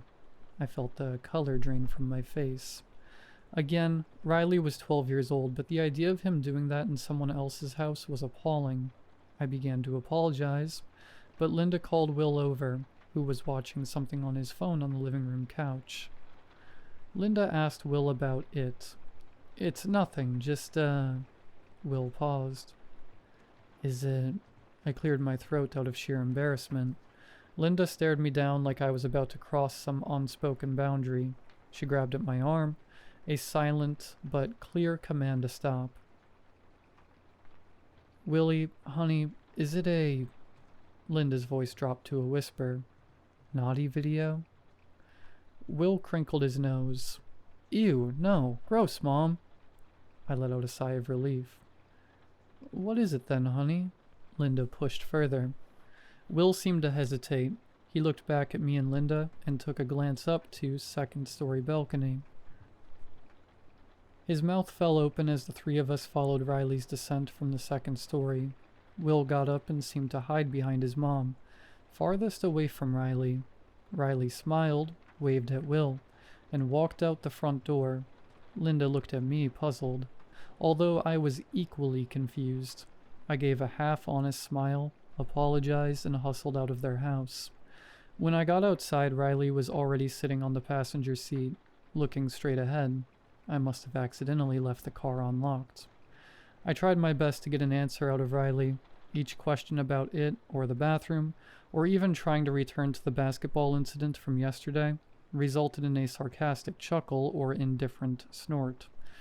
When we pulled into the house, my exhaustion at an all-time high, I felt Riley's eyes face me, and for a brief moment, I felt my son's humanity return. Sorry, Mom, he mumbled before he slowly rocked his head back and forth, humming the tune from yesterday. Riley grabbed his backpack and left me alone in the car. I pondered calling Riley's dad, but I would rather not hear a lecture from Kyle, Riley's dad, who already disapproved of my parenting style. I instead found my older brother Ian's name on my contact list and told him about the 2-day events. Ian let me finish and ran before he told me it sounded like Riley was going through a weird moment in his puberty, and it's probably best to just leave him alone. As I started to push back a little bit, I felt my brother's voice get more assertive than usual, telling me it's best to just leave it alone. Ian hung up on me, something completely out of the ordinary for him. I sat in a huff for a minute before resolving to go about my day. I grabbed my work bag and walked into the house. Riley sat on the couch staring down at his phone. While I walked in, he seemed to quickly do something on it. What are you watching? I inquired, grabbing for his phone before he could answer. He looked up at me. Nothing. My phone is dead. His speaking style was too polished, too short. This wasn't my Riley. I snatched his phone from his hands and tried to press the power button. Sure enough, the phone lit up with no battery signal. I handed Riley his phone back in defeat. He got up and started for the stairs. Sure enough, he started humming again, drawn out, ominous. Stop, I cried out. Riley, please, please stop humming whatever that is. I don't like it. Riley stopped. He slowly turned towards me and seemed to just blink in place. He opened his mouth like he wanted to say something and quickly closed it. He did this 3 more times before he took his first confident step backwards. His mouth was now ajar as his eyes still seemed to study me as if I were prey. He took another step back, and then another. He watched me, stepping backwards upstairs until he got to the top. He slammed his door shut. I climbed the steps, retreated to my own room, and on the way, waited in front of Riley's door for any out-of-the-ordinary sounds, but heard complete silence instead. I collapsed at the foot of the bed, head in my hands, begging, no praying, for an answer to his weirdness. I tried to think of my own family history. I know my grandpa had dementia before he died, but there weren't any clear examples of mental illness in my family. I decided then and there that I would call Kyle, Riley's dad. If his creepy antics kept up the next day, it would be good to warn him too, as he would take Riley for the weekend anyway, that Friday. Wednesday morning school drop-off was a silent affair. Have a good day, sweetie. I smiled at him, eager for any affirmation as we pulled up to the entrance. Riley grabbed his backpack from the back seat, took a deep breath, and left me without a word. I watched him march up to the school, his head perfectly straight. His posture would make a drill sergeant blush. That Wednesday afternoon, I saw the school's caller ID pop up on my phone. I tried to center myself, expecting the worst. Hello? Hello, I am Mrs. Rhonda. Is this Riley's mother? Yes it is. I felt my voice falter. Riley had done something. I could feel it. Is he okay? Mrs. Rhonda paused. He's okay. He's here in the office. I cursed under my breath. Riley's antics had already caused me embarrassment with his basketball coach and friend's mom. My mind was racing through the possibilities of suspensions or even worse. Mrs. Rhonda continued. Has your son been acting up recently? Could it be worse than I imagined? A fight? Destruction of school property? I swallowed my pride. Yes, Mrs. Rhonda, he's been acting up. Different since Monday.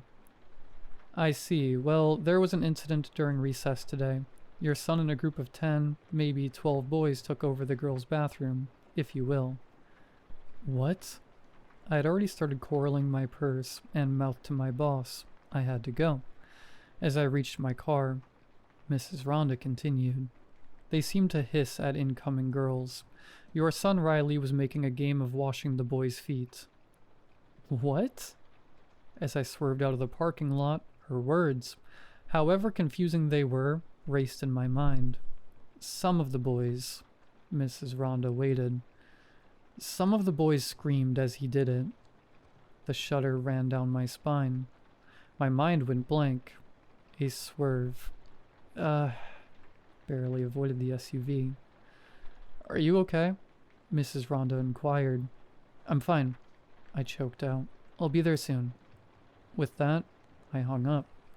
When I got to the school, Mrs. Rhonda was wiping away tears. I saw Riley swaying back and forth through the office window, some of his friends sitting motionless around him. I spotted Will, 2 boys down, as Mrs. Rhonda buzzed me in. I went to apologize, but Mrs. Rhonda interrupted me before I could start. Have you told Riley about my son James before? I looked at Mrs. Rhonda with confusion. Your son? Yes, she said between sniffles, her voice dropping in a breathless whisper. The one who... She held back a flood of tears. The one who died. I instinctively pulled back in shock. Riley asked me. Mrs. Rhonda blew her nose, pushing away a tear. Riley asked me if we still had the blue Subaru that James was driving. I felt my breath stop and start. The lights seemed to get brighter and dimmer all at once. I felt my chest start to hurt, and it became increasingly impossible to gather a breath. James was driving the blue Subaru when he went off the road 10 years ago.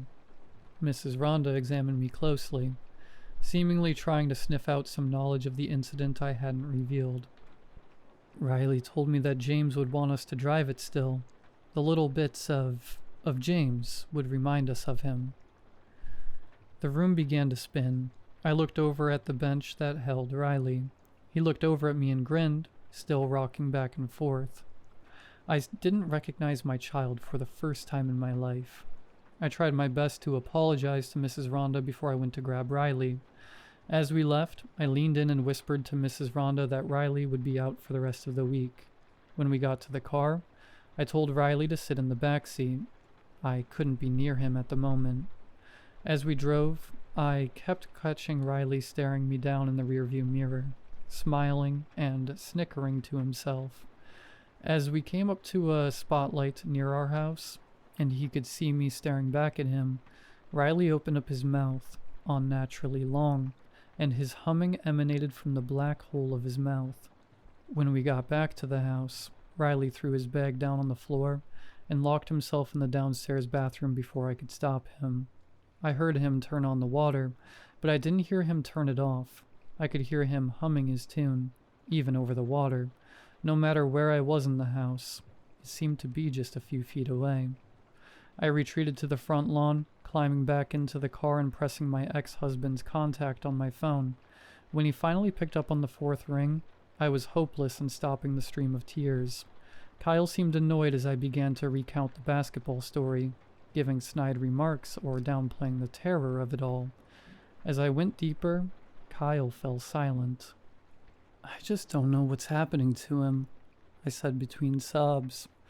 I'm scared. I'm scared for him.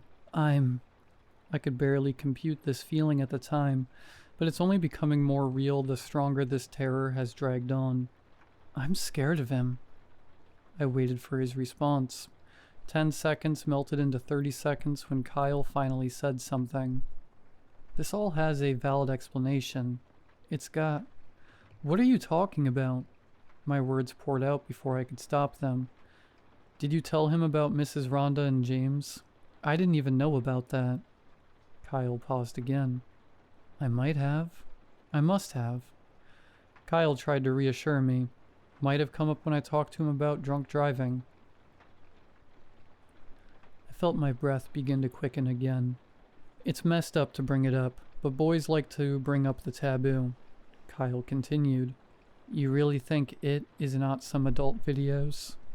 I considered his theory. Will, Riley's friend, told me and his mom it wasn't. I reiterated. Of course he would say it wasn't. Kyle sarcastically snorted. Look, he probably just found some article on that James kid and wanted to freak people out. But the humming, Kyle, the feet thing, it's not natural. Something's really wrong with him. Maybe he, My words stumbled over one another. Voice dropped an octave as I hesitated at my next thought. Maybe we look into therapy options or an exorcism, I whispered. Kyle took a long breath. He's not going to therapy, and you're joking about that religious crap. Look, I'm stuck here in Yuma for another day, but first thing Friday morning, I'll come grab him. Might just need a change of scenery, and if he's not right when I drop him off Sunday, we can look into other options. I nodded to myself. Okay, I'm going to watch him tomorrow, Kyle. Maybe he'll be okay just around me. We ended our call. My hand found the door handle, but my trembling fingers refused to push it further. After a few minutes of silence, I finally exited my car and tiptoed up to the front door. As I reached for my keys, the front door slowly swung open, and I could hear the slight hum from inside the house.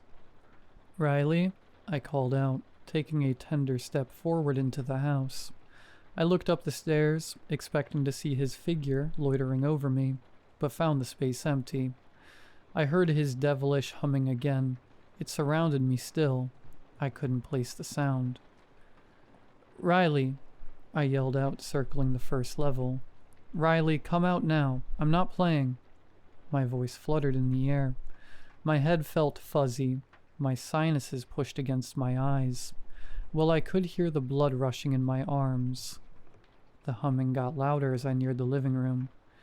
Riley, you're starting to scare me, I cried out of desperation. My voice, a shadow of its past self, died within the confines of the living room, not daring to venture further. I collapsed in despair onto the couch. I felt a tear begin to well up in my right eye. I tried to push it away with my left pointer finger. Chalky, white smeared just below my eye. A fingertip taste. Salt. I ever so slightly made out the sounds of snickering to the left of the couch. I hesitated for a half second before I slid my body to the side of the kitchen and peeked down. Riley was on his knees, seeming to laugh to himself, guarding his mouth with his hand. He looked up at me, his eyes seeming to stare right through me. He returned his gaze to the floor and restarted his snickering. The snickering was unnatural, forced, devoid of joy. My hand reached out and grabbed his back. Riley immediately went quiet. He looked over at my hand, and I felt his eyes follow my arm up to my torso before staring back at me with so much disdain, you would have thought I had just spit on him. Riley? I mumbled out. His face went neutral. He blinked twice before rotating his head back into his skull, around the back of his neck. I looked up at the ceiling, desperate to see something, anything to explain what was going on with my son. My whole body jolted when that same demonic humming radiated out from Riley. My hands found the sides of my head. Right hand migrating south to clasp the rosary I had started to keep in my pocket. It was gone, misplaced, or worse. I mustered the last of my strength. "Riley, go to your room," I shouted out, desperately trying to reclaim control of the house. Riley rose to his feet and looked down at me. I felt my lip tremble as I rose to my feet. Riley and I were the same height, but in that moment, I felt like a mouse. Riley's face slowly contorted into a smile. I could hear his lips cracking and his face twitching into place. He walked towards the staircase and silently started climbing to the top. I followed closely behind. Halfway up the steps, Riley stopped before breaking into a dead sprint for the last 6 steps. Throwing open his door, I was startled but tried my best to follow close behind. When I got to his open door, Riley was perched in a perfect 90-degree angle staring straight ahead. His gaze was locked on his closed closet door, and as he began to hum his creepy tune again, my body felt limp, like my energy had been sucked out. I took a timid step back from his door, his humming still ringing in my ears. Something was calling out to me, but I still don't understand. I had to be near his bedroom, near my son, near the humming. I plopped down on the floor next to his doorframe. It was only 6. The hallway still basked in light from outside. By 9, the sun had faded, and it was dark. My only companion was the non-stop humming. The sun soon emerged. I looked down at my phone. The time had already bled into 9 a.m. on Thursday when I tucked my head back into Riley's room. He sat completely rigid, eyes still trained directly in front of him, humming that same wicked tune. The early morning soon ate into the afternoon. I sat motionless, transfixed on Riley's humming, waiting for a hint of normality, a twinge of difference, just a taste of the humanity my son was now missing. Nothing, just the humming. An elixir of evil and turmoil. The daylight soon slid into darkness, and my hum-induced trance was broken by a sudden thud at the front door. My legs trembled and felt weak as I got off the floor.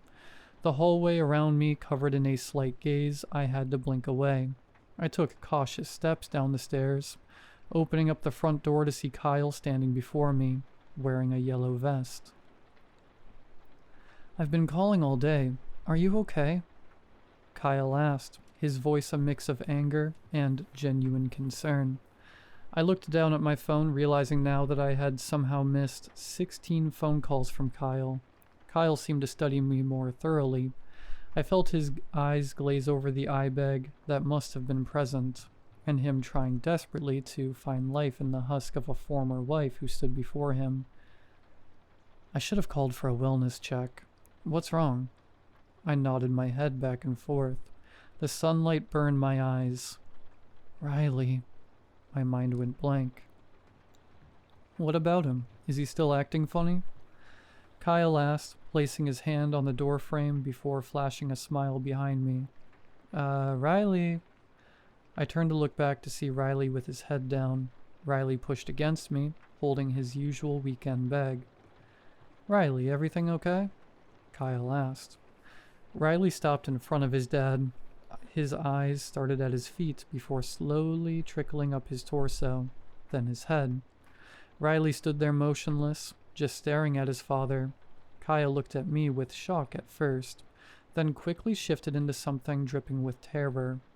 Riley then started a low hum before he kept walking towards the truck and climbed into Kyle's Ford F-150. "What's wrong with him?" Kyle asked with gritted teeth. His face was ghostly white. I looked at him with sincerity. I felt my hand try to find his shoulder, but missed badly, nearly falling forward until Kyle caught me. "Are you okay?" Kyle's concern was no longer shrouded in his usual nihilist disdain towards me.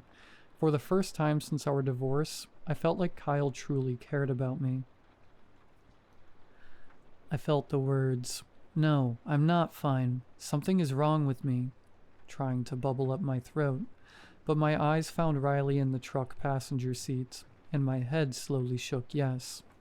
Kyle placed me back on my feet. If things get more weird, I'll let you know. I could see his arms trembling. He looked over his shoulder at Riley in his truck. Honey, I will call you if things get worse. Riley's not okay. We'll call the therapist, the police, whatever. Are you sure you're okay?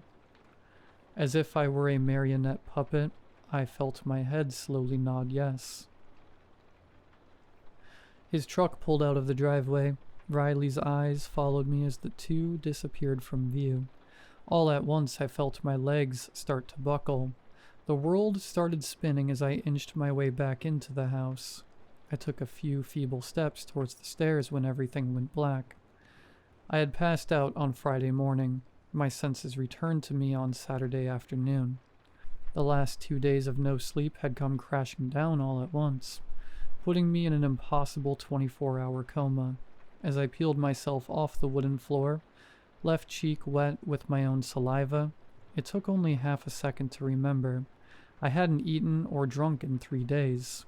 I sprinted to the kitchen, bouncing off a living room wall on the way, and almost went headfirst into the refrigerator.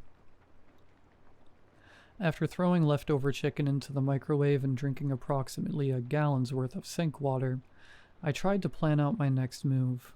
My son was unwell. That was clear, and any further denial would do him or me no good. I reached for my phone. Will was the only boy I recognized in the office with Riley that day. Had he looked okay? Honestly, I was so transfixed on Riley and what Mrs. Rhonda told me, I hadn't noticed. I dialed for Linda, Will's mom. It rang twice before abruptly hanging up. I dialed for her again, the same unfortunate result. I started to pace, my fingernails finding the inside of my teeth. A third time, no answer. I hit the message icon instead. Linda, are you and Will okay? Green text. I looked down in confusion.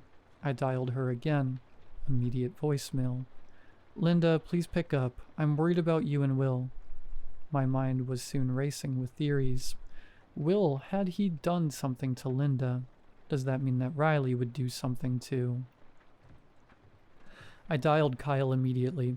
Come on, pick up, Kyle. Pick up, Kyle, I muttered to myself. Nothing. Again, nothing. I clicked the message button, hoping for a better result than Linda. The 3 dots notifying me that Kyle was typing disappeared on the left side of my screen. I let my finger hover over the keyboard, anxiously awaiting Kyle's response. The dots lingered, lost in mid-sentence before disappearing. Never mind. I started to message. Kyle, are you and Riley okay? I've been out for a day. I'm scared. My phone buzzed to life. Linda was calling. I gathered my breath before hitting answer. Hello? All I heard was screaming. I yanked the phone away from my ear. The blood-curdling scream erupted from the phone speaker. Linda? I screamed into the phone, already dissolving into a broken mound of tears, terror, and confusion.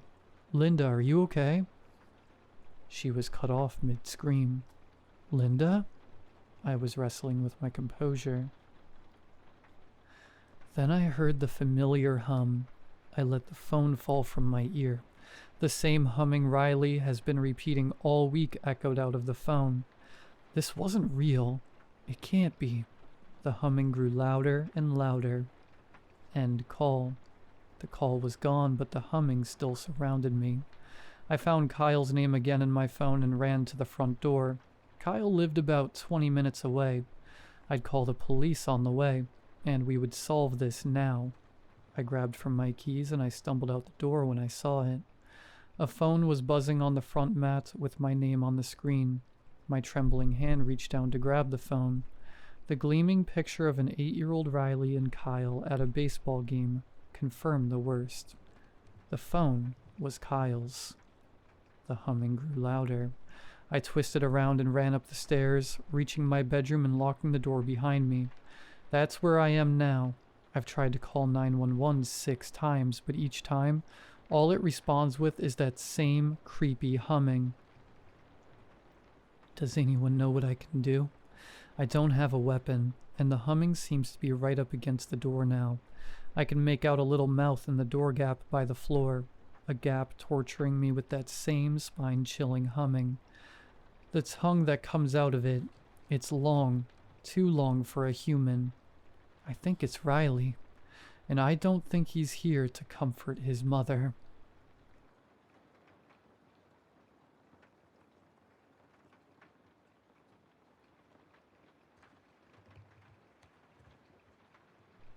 I signed the offer at 2 a.m., laptop teetering on the counter, ramen steam blurring the screen. My apartment was a shrine to junk and half-finished projects. But I had a job now, a tech startup in Silicon Valley promising a product that would change how people sleep. I believed it. I wanted to believe it.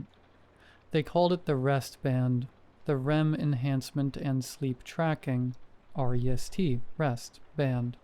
The concept was pretty straightforward, a soft and lightweight headband that you could wear comfortably during sleep, designed to improve sleep quality using gentle neural stimulation and light vibrations. It tracked brain waves and even manipulated them, enhancing your sleep by using gamma wave entrainment. To explain it simply, tiny sensors delivered light, non-invasive pulses that stimulated the brain and synced with the sleeper's natural cycle. Those pulses would entrain the brain to maintain or increase gamma activity, promoting better sleep. It felt genius. We were writing code that would touch strangers' brains while they slept. I went to work every day believing that I was making a difference. People who suffered from insomnia would feel well rested. Waking up groggy would be over. People would go about their mornings without having brain fog. I was excited to be working on something meaningful. On top of this, we had an added perk. Everyone worked at the company had a prototype of the Rest Band they would use. After all, we had to have real data points to continue to develop and innovate. Then some random night I was at home on my laptop, working on the latest API to integrate into the new hardware, when I felt a tinge of curiosity. Rest Band's backend was notorious for being off limits to most employees. Hell, everything important was cordoned off. Cloud servers, encrypted drives, corporate partitions. We heard the phrase, security first, over and over again. But since I was working on the latest API, I was granted with root access. I was itching to poke around. I just wanted to take a tiny peek. Nerds do that on the regular, right? Most of what I saw was pretty useless. Log files, error reports, half-developed code packages with cute little developer nicknames like sheep_counter and sweet_dreams. It was like I was rummaging through a closet of junk. I knew I wasn't supposed to be in there. My credentials only allowed me access so I could test the API. But as the night wore on, I found my way further into the system. I kept telling myself that what I was doing was harmless. I wasn't stealing anything, breaking anything, or changing anything. I wanted to see how it all worked. I was pretty disappointed that I hadn't come across anything noteworthy. But then I started seeing folders with tags like restricted internal use only. No obvious functions or purpose, just locked doors with vague names. I should have logged off, but every coder or computer geek knows that itch. Locked door? Open it. It took me a while, but I wrote a custom script that tricked the server into believing that I had read/write access to the files. I was finally into the gold mines of how Rest Band worked. But it wasn't a gold mine. I had opened a vault that was sealed off for a reason. The folder opened. There were files everywhere. Graphs, reports, PDFs, a flood of data that meant nothing. Then I hovered my cursor on something that stuck out to me. AG_009 REC-07-10. A description flag popped up underneath it. Leverage potential, high. Pressure rating, 8.77. What does that mean? leverage potential, pressure rating. That didn't have anything to do with sleep, and surely not with health or wellness. My hand was quivering on top of my mouse, sweat dripping onto the plastic. Against my better judgment, I clicked. It took a moment, and a window opened up and began playing a video. It was choppy and the quality wasn't great, but good enough to see what was going on and hear audio. I saw a dimly lit room on my screen, with a soft warm light coming from the corner. A woman stood in the doorway, her hands running through a man's hair, their mouths suddenly pressed together, with fierce and intense passion, like a storm erupting out of nowhere. I was frozen in my desk chair. This wasn't a scene from a movie or TV show. The way she clawed at his back, the hitch in her breathing, the lustful determination from the man. It was intimate in a way beyond acting. A moment between lovers that wasn't meant to be seen. I could see the glint of her wedding band under the light, and I was able to see her face. My stomach turned over. It was one of my coworkers. A teammate, in fact. It was the woman who had given me a tour on my first day of work. The same woman who laughed at my bad jokes, and worked so hard to make me feel welcome. I fell backward in my chair with a jolt of disbelief. I felt nauseous. This wasn't just anyone. It was someone I worked with. My chest was tight and I felt a heaviness in my body. How the hell had this video made its way onto a company server? Were they surveilling her? Why would they want to have this? I closed the viewer and started scrolling further for answers. It seemed like hours, and I finally found a folder that seemed important. I opened it up and saw rows of files. One in particular seemed to stand out. executive_insight_report_022.pdf. I swallowed hard and began reading. The first paragraph hit me like a wave of suffocating panic, pressing the air from my lungs. Rest-band devices are capable of accessing episodic memory fragments during REM sleep, using unique proprietary neural reconstruction algorithms. These fragments are able to be reformatted into full, third-person, viewable sequences. Viewable sequences? Of people's memories? My mind was swirling in all directions as I read each line. Restband could take every detail, every secret, every moment, and reconstruct it into a video that could be watched. Then it hit me. I had been wearing my prototype for weeks. I backed out of the PDF and started scrolling. There it was, a string of files all starting with the same letters. SF, my initials. I clicked on the first file, SF_001, REC-06-28.